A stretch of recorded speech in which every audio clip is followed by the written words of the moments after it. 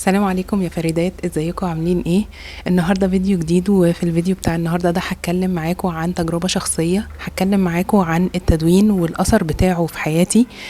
ايه اللي انا عملته في التدوين واللي خلاني اكتشفته اساسا وايه الحاجات اللي عالجتها باستخدام التدوين ولسه مواظبة عليها لغاية دلوقتي.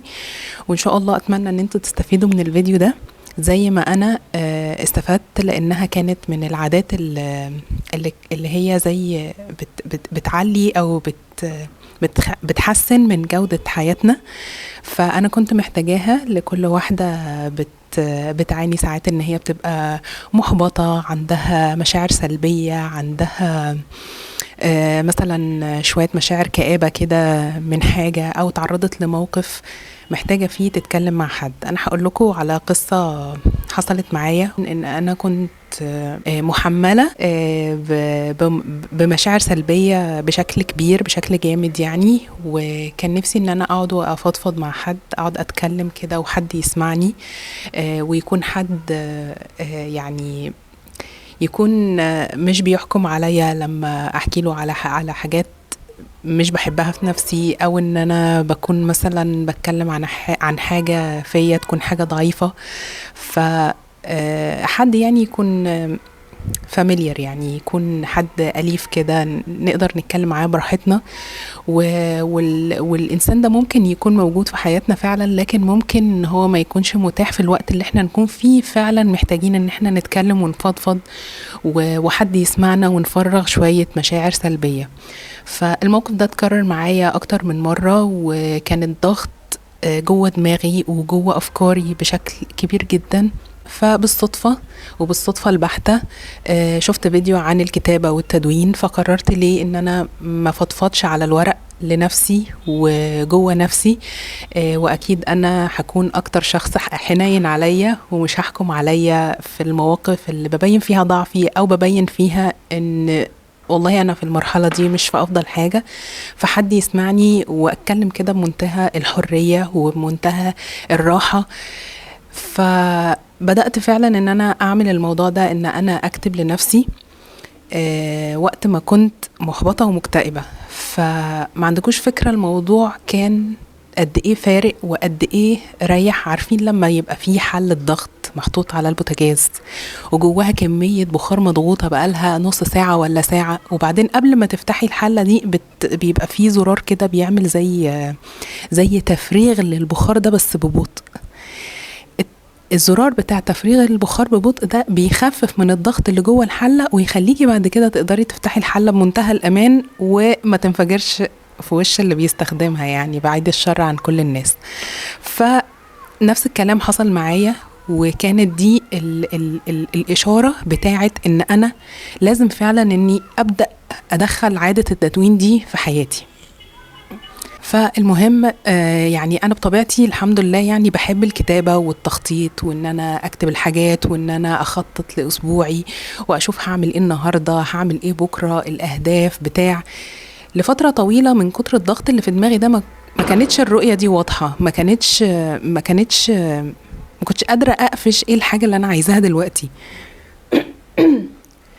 بما ان الانسان كل فترة بيتغير وبتتغير فيه افكاره واهدافه وبيتحول فيها تفكيره بشكل او باخر، والوعي بتاعه بيزيد بنفسه.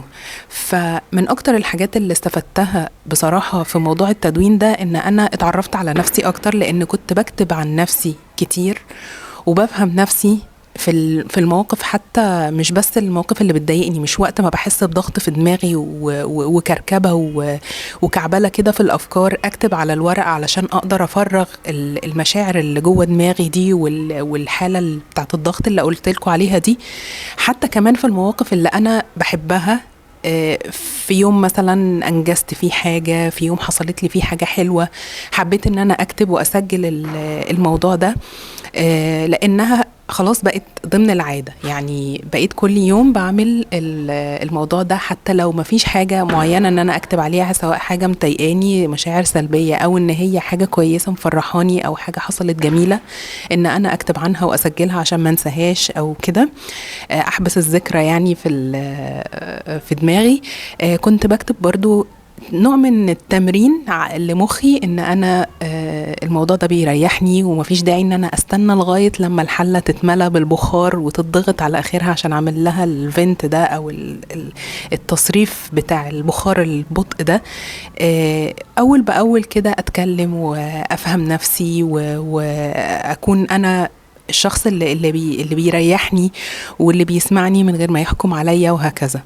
فمن بعد ما مارست عادة الامتنان من كذا سنة ولاحظت ان هي كان ليها تأثير كبير جدا في حياتي، كنت كل يوم بكتب حاجة واحدة انا ممتنة ليها حصلت النهاردة، او حاجة مش حصلت، حاجة موجودة في حياتي النهاردة. وبعد ما فترة تحسي انك محتاجة تكتبي اكتر من حاجة، يعني والله بعد فترة بتحسي انك عايزة تكتبي اكتر من حاجة واحدة، بتكتبي مثلا 3 حاجات، وبعد فترة لما تحسي انك محتاجة تكتبي حاجات اكتر هتكتبي 5 حاجات. ودي من الحاجات اللي عرفتني عن نفسي ان في حاجات احنا ما بنكونش شايفينها الا لما احنا نصر ونجاهد نفسنا ان احنا محتاجين ان احنا نشوفها. لا، انا لازم الاقي حاجة النهاردة كويسة حصلت، انا لازم النهاردة اكون ممتنة لحاجة. اكيد في 100 مليون، يعني وان تعدوا نعمة الله لا تحصوها، فاكيد في مليون حاجة اقدر ان انا اكتبها. ساعتها بتبقي فاهمة نفسك وواعية لدماغك ان في حاجات فعلا موجودة في حياتي كويسة وانا معرفتهاش الا لما مارست التدوين. فالتدوين ممكن يساعدك مش بس انك تفرغي المشاعر السلبية، هيساعدك في انك تقللي القلق والتوتر اللي عندك، هيساعدك في انك تنظمي افكارك وتتخذي قرارات لو انتي داخلة على حاجة محتاجة انك تفكري في مميزاتها وفي عيوبها، ادخل فيها ولا لا. التدوين هيساعدك جدا في الموضوع ده، لانك هتفردي افكارك على الورق، مش عارفة الصواريخ الأوفر دي، هيساعدك في انك تعززي كمان الابداع، لانك هتكتبي بمنتهى الحرية والراحة. وانتوا عارفين بقى لما الواحد يبقى حاسس ان هو حر وعنده راحة كبيرة جدا، يعني عنده سعة كبيرة جدا تسع اي حاجة، ممكن الافكار الابداعيه تبدا ان هي تنزل على دماغه وتدخل في تفكيره، والالهام بقى يتكون. الحاجات دي كلها والله مش هتكتشفوها او مش هنقدر ان احنا نقفشها الا لما نمارس التدوين. فالتدوين من العادات المهمه جدا جدا جدا اللي اثرت معايا في حياتي، ولسه الحمد لله مستمره عليها لغايه دلوقتي. تدوين انواع كتير ممكن نبقى نتكلم عنه في فيديو قادم باذن الله لو حبيته.